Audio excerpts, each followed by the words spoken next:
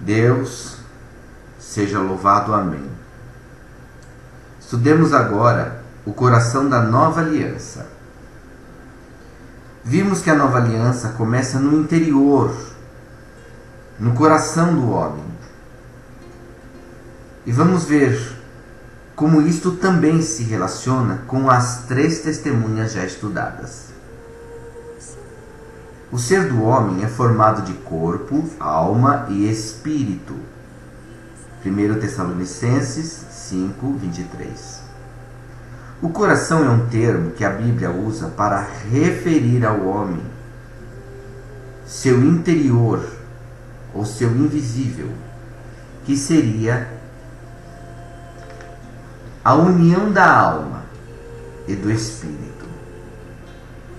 Para muitos pode haver aqui um conflito sério entre a alma e o espírito, porque o pecado inverteu a ordem de Deus e o espírito do homem, sem contato com Deus, não consegue mais governar a alma e através dela o corpo. Lembrando, como vimos no estudo das 7 alianças, que alma é o sangue. Só a palavra viva pode dividir, fazer diferenciação entre a alma e o espírito. Veja Hebreus 4:12. A nova aliança é a promessa de Deus de mudar esta estrutura interior e nos dar um novo coração, um novo espírito. Vimos que ao ouvir a palavra de Deus sobre a obra de Jesus, recebemos o Espírito. Este Espírito é o próprio Jesus. Referência 2 Coríntios 3,17. E Jesus é o Verbo, a palavra em Deus em ação. Isto é o novo coração, a lei escrita em nosso interior, que faz referência à 6ª promulgação. O coração no corpo físico é o centro do sistema circulatório. Isso estabelece uma ligação com o terceiro elemento, que é o sangue.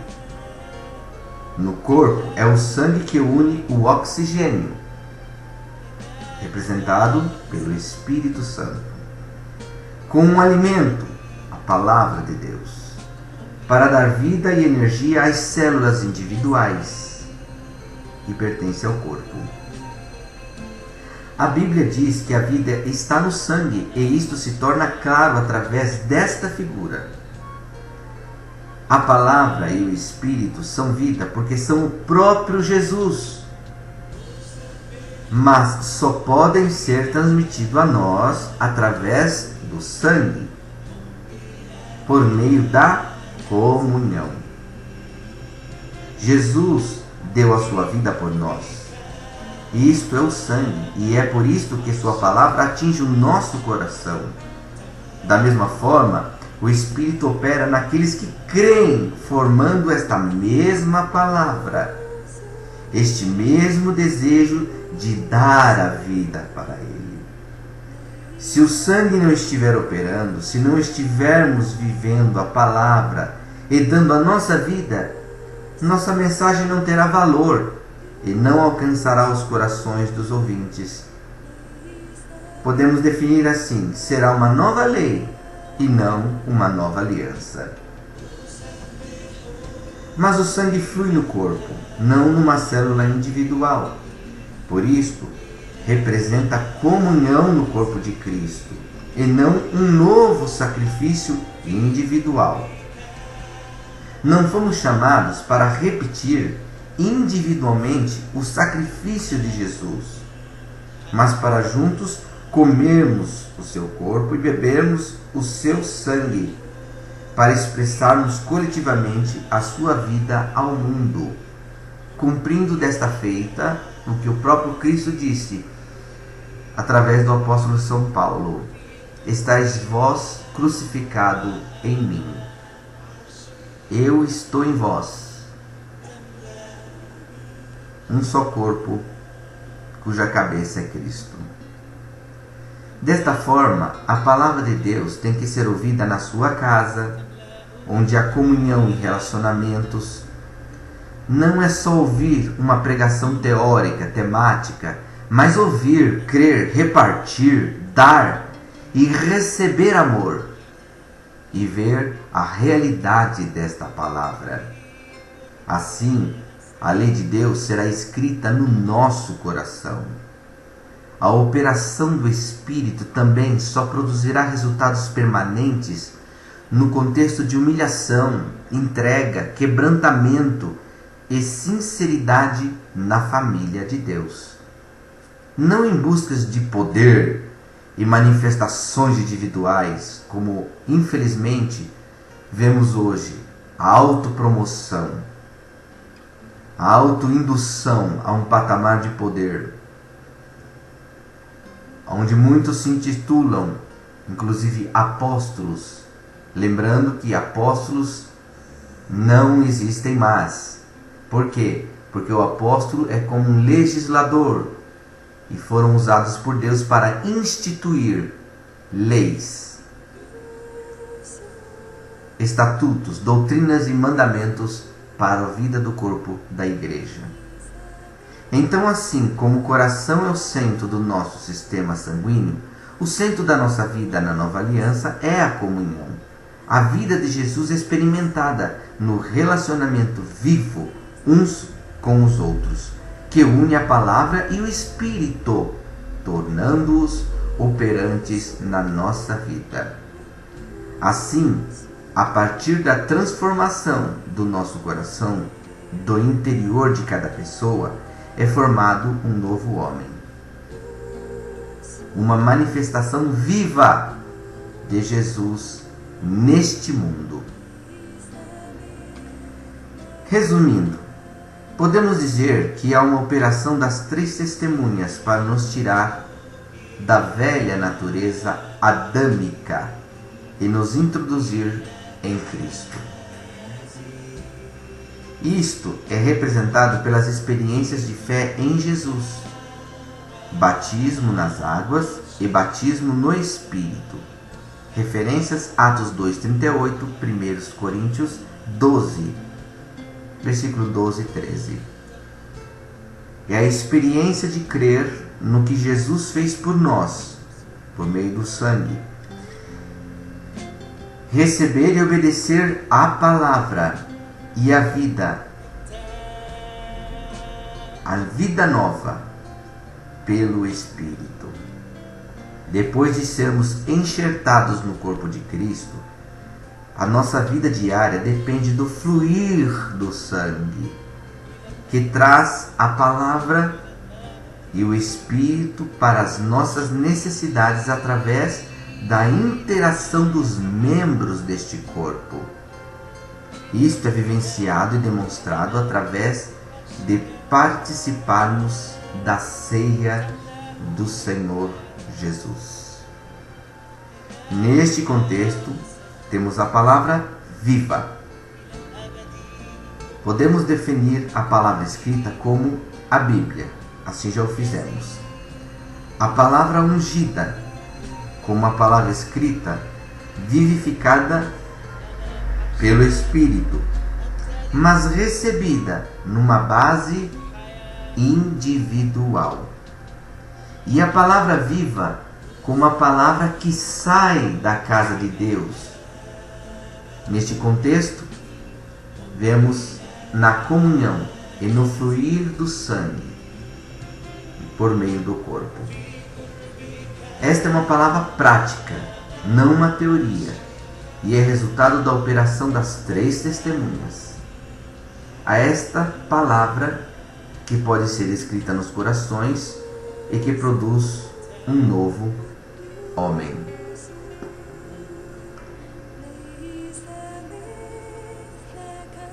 Vamos ver o testemunho das três testemunhas. As três testemunhas dão testemunho unânime da mesma verdade. 1 João 5,8. Vejamos. Em João 5,39, Jesus afirma que as Escrituras dão testemunho dele. A vida não está na Bíblia em si, mas ela fala de Jesus e mostra onde podemos encontrar a vida. A palavra aponta para Jesus, testifica dele, mostra o caminho. Então a palavra é uma testemunha que fala da vida eterna. Já dissemos em um estudo anterior que não há sentido de deixar a palavra aberta no Salmo 91, por exemplo. É até um desrespeito com a escritura que carrega a mensagem divina. Exposta à sujeira, à poeira, às intempéries, há de se ter respeito com o livro que reflete o espelho, a imagem de Cristo. Bem, o Espírito também fala. É mais fácil entendermos isso, pois sabemos que o Espírito é uma das 3 pessoas da Trindade. O Espírito está ligado à palavra, pois em João 15, 26, Jesus mostra que o Espírito da verdade testifica dele. A verdade está na palavra, e o Espírito dá testemunho desta verdade. É mais difícil entendermos que o sangue é uma testemunha e fala também. Mas Hebreus 12, 24 mostra que o sangue realmente tem uma voz.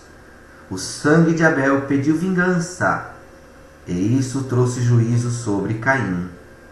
O sangue de Jesus fala coisas melhores, pois pede perdão para os culpados da sua morte.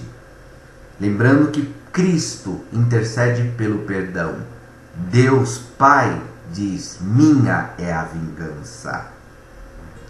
Portanto, temos segurança neste testemunho dado por 3 testemunhas a respeito da vida que está em Jesus.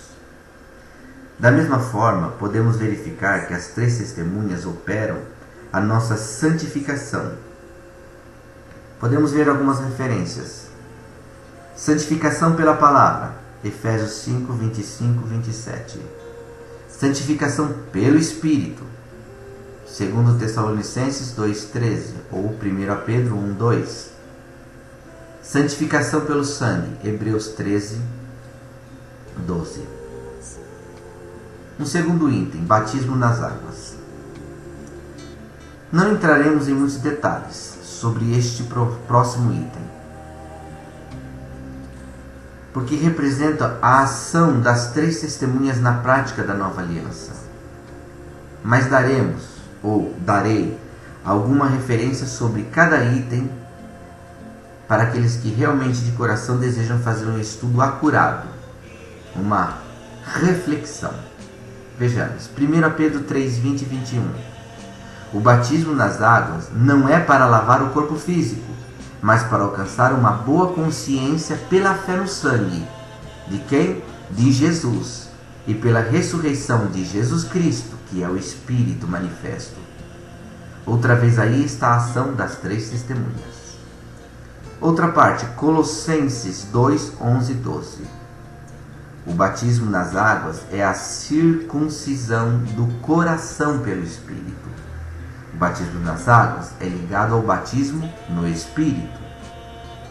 Se não fomos batizados na água com fé, de acordo com a palavra de Deus, devemos ser batizados no Espírito. O batismo no Espírito é que completa o batismo nas águas. Romanos 6, 3 ao 5. Somos batizados nas águas, ressuscitados pelo Espírito, e andamos em nova vida pelo sangue de Cristo. Gálatas 3, 26 e 27. Se fomos sepultados com Cristo, seremos também ressuscitados com Ele. Se fomos batizados em Cristo, seremos também revestidos dele. Teremos nova roupa, nova vida. Glória a Deus. Batismo no Espírito Santo. Mateus 3,11 nos serve de referência. João Batista recebeu e pregou uma palavra forte de arrependimento. Esta mensagem e o passo prático de batismo nas águas foram a representação para a vinda de Jesus, que batizava com o Espírito Santo. Atos 1, 4, 5. Jesus não batizou ninguém com o Espírito Santo enquanto estava na terra. Ele começou a batizar no Espírito depois que voltou para o Pai. João 14, 26. O Pai enviaria o Espírito Santo no nome do Filho para ensinar todas as coisas. Não podemos entender nada sem o Espírito que revela toda a verdade. João, Evangelho 15, 26. O derramamento do Espírito Santo envolve toda a Trindade. Para quem não está acostumado ao termo, podemos falar triunidade, ou então uma dicotomia, Pai, Filho e Espírito Santo. Não é importante discutir se é o Pai que o envia ou se é Jesus. O importante é recebê-lo. Glória ao nome do Senhor. Atos 2:32. Qual o caminho que Pedro abriu para aqueles que queriam seguir Jesus? Ser batizados na água no nome de Jesus, para a remissão de pecados, e receberiam o dom do Espírito Santo. Queremos ver este Evangelho anunciado outra vez com poder. Esse é meu desejo. E assim veríamos os mesmos resultados. Gálatas 3,14. O Espírito é o cumprimento da promessa feita. Deus prometeu a Abraão e cumpriu. É a benção que viria através da sua descendência a todas as famílias da terra. Evangelho de São João 3,5. Afirma: é preciso nascer da água, palavra e do Espírito para entrar no reino de Deus. Quarto ponto, a ceia do Senhor. 1 Coríntios 11, 23 a 26. Entre a primeira e a segunda vinda de Jesus, a atividade principal dos seus discípulos é reunir-se em torno da mesa do Senhor para anunciar a morte dele até que ele venha. Lembramo-nos da sua morte e nos preparamos para a sua vinda. É importante frisar que em momento algum Jesus disse: lembrai do meu nascimento, mas sim da sua morte, para que também possamos lembrar da nossa morte e o renascimento num novo corpo, um novo sangue e um novo espírito em Cristo Jesus. Os cristãos primitivos estavam tão cheios de esperanças da segunda vinda que comiam pão de casa em casa todos os dias e repartiam os seus bens. Vejamos Gênesis 9:4. Pode ver em referência a isso Levítico 17:14. Na antiga aliança não se podia comer o sangue, pois era sangue de animal. O sacrifício de animais era uma figura da morte de Cristo. Mas como era figura, o sangue não podia ser comido. Na nova aliança, podemos comer o sangue verdadeiro, embora simbólico, que tem a vida de Cristo. Deus não queria que o homem comesse o sangue de animais, pois estaria recebendo o espírito ou a vida daquele animal. Agora recebemos a verdadeira vida em Jesus. Há uma advertência aqui quanto ao comer chouriço. Aquele que for sábio, aplique o seu coração. Livro de São João 6, 53 e 58. Se comer o sangue de Jesus, não temos vida em nós mesmos. As três testemunhas, a palavra, que é o Espírito da vida, sangue. Depois do batismo, nas águas e de receber o Espírito Santo, os discípulos continuavam na doutrina dos apóstolos, no partir do pão, na comunhão e nas orações.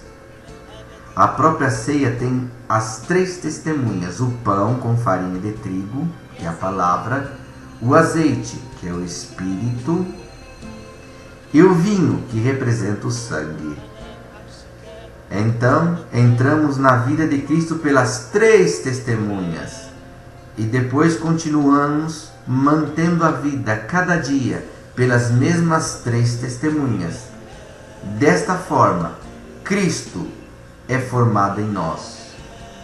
Lembrando, para coabitarmos em Cristo e sermos todos em um, como Cristo é no Senhor, devemos receber a transformação da vida para sermos um novo homem e sermos um só em Deus Pai, Deus Filho e Espírito Santo. Amém. Deus abençoe a todos e demos sequência a este santo ensinamento da Escritura Sagrada. Fique com Deus.